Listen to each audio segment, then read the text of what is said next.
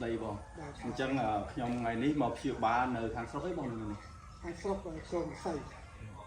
កងវិស័យខេត្តកំពង់ស្ពឺអញ្ចឹងស្ដីទៅកាន់បងប្អូនថ្ងៃនេះខ្ញុំមកព្យាបាលរដូវបាតនៅស្រុកកងវិស័យខេត្តកំពង់ស្ពឺអញ្ចឹងសម្រាប់ជំងឺរដូវបាតបងកើតប្រហែលឆ្នាំដែរហើយ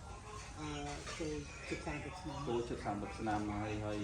ក្នុងការព្យាបាលវាអស់ចិត្តទៅនឹងបងអស់ចិត្ត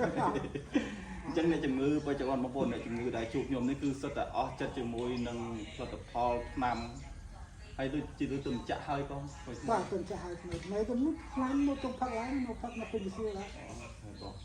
អញ្ចឹងខ្ញុំសូមបញ្ជាក់ទៅកាន់បងប្អូនទាំងអស់គ្នាសម្រាប់ការព្យាបាលនៃជំងឺរដូវបាតខ្ញុំដូចខ្ញុំបញ្ជាក់នៅក្នុងវីដេអូខាងដើមអញ្ចឹងគឺចាយពេល7-8ថ្ងៃទៅតាមអាការៈជំងឺជាក់ស្ដែងហើយខ្ញុំហ៊ានធានាព្យាបាលជាបើខ្ញុំយកលុយ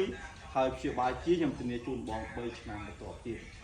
បើកើតក្រោម3ឆ្នាំខ្ញុំព្យាបាលយកលុយប៉ុន្តែក៏សូមបញ្ជាក់កន្លែងហ្នឹង3ឆ្នាំហ្នឹងបើសិនជាកើតបើសិនណា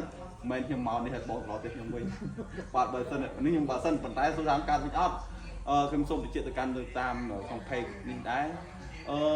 បើភាគរយមានតិចណាស់ក្នុងការកើតវិញចន្លោះខ្ទង់ 4-10 ឆ្នាំនេះសម្រាប់អ្នកដែលគាត់ធ្វើការអង្គុយជាប់រហូតបងឧទាហរណ៍គាត់ធ្វើការរោងចក្រមួយខែទល់មួយខែមួយថ្ងៃវល់ល្ងាចគាត់អង្គុយរហូតអាហ្នឹងអាចចន្លោះកើតដែរក្នុង7-8 ឆ្នាំ 4-10 ឆ្នាំនេះគាត់កើតឡើងវិញប៉ុន្តែកើតឡើងវិញហ្នឹងមិនមែនកើតចាប់អាកើតមកឈឺភ្លាមទេ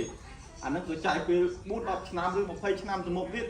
បានទៅធ្វើទៅវាទៀតកើតថ្មីដូចកើតថ្មីអាហ្នឹងមិនដូចកើតថ្មីហ្មងហ្នឹងខ្ញុំសូមបញ្ជាក់កន្លែងហ្នឹងខ្ញុំដែរឆ្នាំខ្ញុំព្យាបាលជូនជាមកជីវិតអត់ទេវាអាស្រ័យទៅលើអ្នកជំងឺដែរទេបើសិនអ្នកជំងឺដូចខ្ញុំនិយាយអញ្ចឹងថាបើសិនជាធ្វើការជាប់អង្គុយវល់ល្ងាចហ្មងអាហ្នឹងអាចចន្លោះខ្ទង់ 7-8 ឆ្នាំ 4-10 ឆ្នាំកើតវិញដែរបាទអញ្ចឹងបងប្អូននឹងចាំមើលតាមដានវីដេអូបន្ទាប់បាទរយៈពេល